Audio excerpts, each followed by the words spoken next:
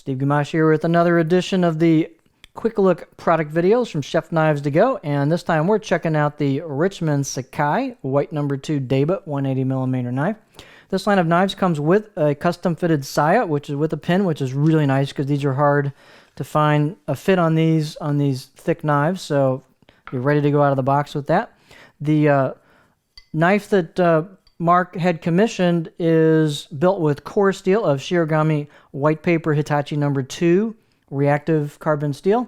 The heat treat rating is about 60 to 61 Rockwell, so he had him treat them a little bit lower on the heat treat to make it a little tougher edge. And the construction is iron cladding over the top of that white number 2. So the entire knife is reactive. There's no stainless or semi-stainless on it.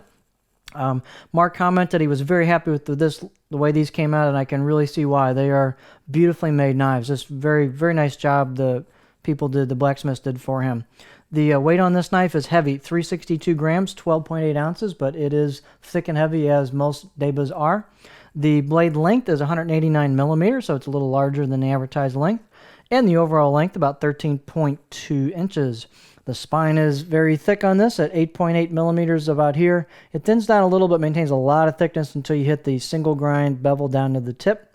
The blade height on this is generous at 54.5 millimeters, and the handle type is just your basic oval Howood buffalo horn ferrule, nothing super fancy, but a good basic handle, helps cut down the cost a little bit on the knife line.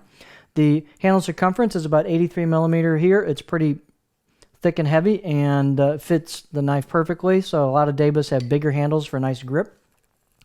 The balance point on this blade is a little blade heavy, as it generally should be. It's right about there. My pinch grip's back here, but a lot of times you don't even pinch these. It depends how you're using them. The angle on the profile of the bevel there, as you can see,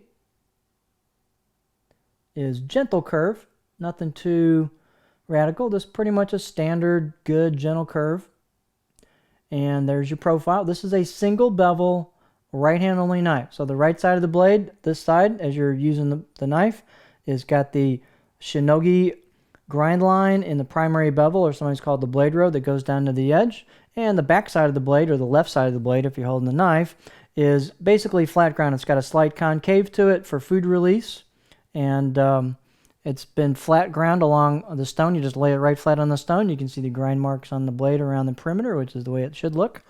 And this knife has a nice out-of-the-box edge. I'll give it a good solid 6 out of 10. The blade road on this is ground really nicely. It's a little hard to tell sometimes with the blade road until you actually get to put it on the stones when you go to sharpen it. But it's been sharpened just about all the way, or flattened just about all the way to the edge, and they've got a slight micro bevel on the very edge on the right side of the knife, and then just a total flat grind on the left. So it's really done nicely as far as the edge goes.